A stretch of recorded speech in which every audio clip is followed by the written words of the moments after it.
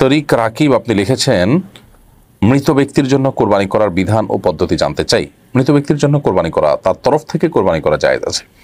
সে কোরবানিটা অনেক ওলামা কেরাম বলেন যে জীবিতদের পক্ষ থেকে কোরবানি হবে, তার পাশাপাশি মৃতদেরকে শরীক করা যাবে।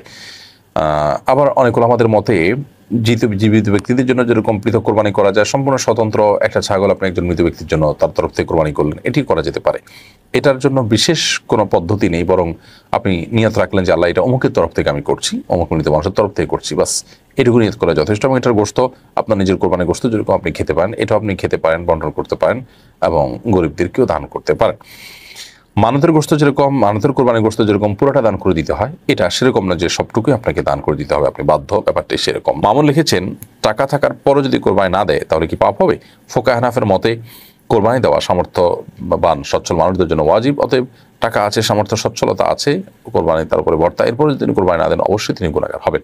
যদিও যে সমস্ত উলামা ইকরাম এটাকে সুন্নত মুআক্কাদা বলেছেন, তাদের মতে সেটি সুন্নত মুআক্কাদা তরক করলে যে ক্ষতি হবে সেই ক্ষতি হবে, আপনার ওয়াজিব তরক করার গুনাহ হবে না। কিন্তু সর্বাবস্থায় গুনাহ বা ক্ষতি হবে এতে কোনো সন্দেহ নেই, কারণ সুন্নত মুআক্কাদারাও ওয়াজিবের প্রায় কাছাকাছি। যাই হোক, তো আমার দেশে বেশিরভাগ মানুষ হানাফি থট ফলো করেন, সে থটের আলোকে সচ্ছলতা থাকার পরও যদি কেউ কোরবানি না দেন তিনি অবশ্যই গুনাহগার হবেন। আরিফ হোসেন আপনি লিখেছেন, কোরবানির সিজন সামনে রেখে গরু ছাগল মোটা তাজা করার জন্য খামারিরা গরুকে ফিড খাওয়ান, এটা কি জায়েজ? কোরবানির মৌসুম শুধু নয়, সারা বছর জুড়ে অনেকে এটা করে থাকেন, গরু ছাগল মোটা তাজা করার জন্য বিভিন্ন ওষুধ ইত্যাদি তাদেরকে খাওয়ান, এবং এমন কিছু খাওয়ান যা গরুর শরীর হয়ে মানুষের শরীরে প্রবেশ করে এবং মানুষকে ধ্বংসের দিকে নিয়ে যায়, এবং এগুলোর ফলশ্রুতিতে বড় বড় ব্যাধিতে মানুষ আক্রান্ত হয়ে যায়। সন্দেহাতীতভাবে এগুলো হারাম এবং গুনাহের কথা।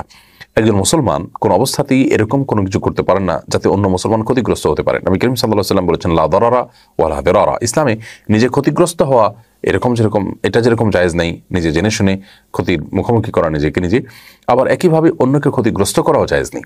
এজন্য কোনো মুসলমানের ক্ষতি হতে পারে, কোনো মানুষের ক্ষতি হতে পারে, কোনো মানুষ মৃত্যুর দিকে আপনার ধাবিত হয়ে যেতে পারে, কিংবা তার কোনো রোগ স্থায়ী হয়ে যেতে পারে, বড় কোনো রোগের মুখোমুখি হতে পারে, এমন কোনো কাজ করা সম্পূর্ণভাবে হারাম।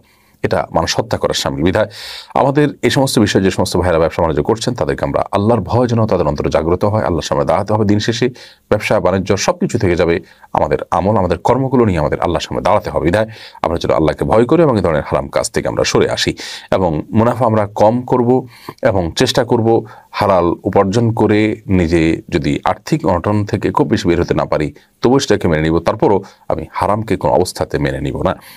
শফিকুল ইসলাম আপনি লিখেছেন, কোরবানির পশু লাইভ ওয়েটে বিক্রি করা যাবে কিনা, অর্থাৎ খামার থেকে গরু স্কিলে ওজন করে মেপে কেনা যাবে কিনা।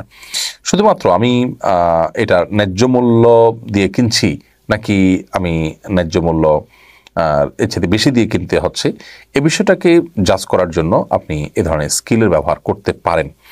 কিন্তু কোরবানির গরু সেটা খুব বেশি মাপামাপি করা, কেজি কত গরু পড়লে সমস্ত হিসেব নিকাশ করা, এটা আসলে কোরবানির যে প্রাণ সেটাকে নষ্ট করে দেয়। সেজন্য এটা না করা উচিত। যথাসম্ভব এগুলোকে অ্যাভয়েড করা উচিত। যদি কোনোভাবে আপনার আসলে পরিমাপ করার কোনো ওয়ে না থাকে, যেমন অনলাইনে আজকাল অনেকে পশু কিনেন, দূর থেকে আপনার পশু সরাসরি দেখতেও পান না, তো সেরকম পরিস্থিতিতে আপনি শুধুমাত্র আপনার ন্যায্যতা নিশ্চিত করার জন্য যদি এরকম করেন সেটি হতে পারে।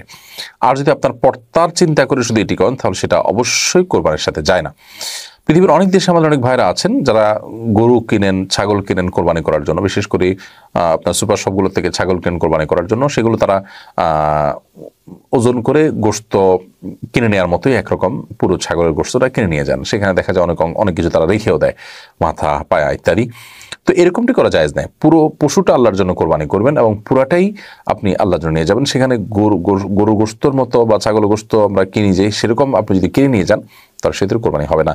বাকি আপনার গরু আপনি কোরবানি করবেন, আপনার ছাগল আপনি কোরবানি করবেন, পুরোটাই আপনার হাতে আসবে।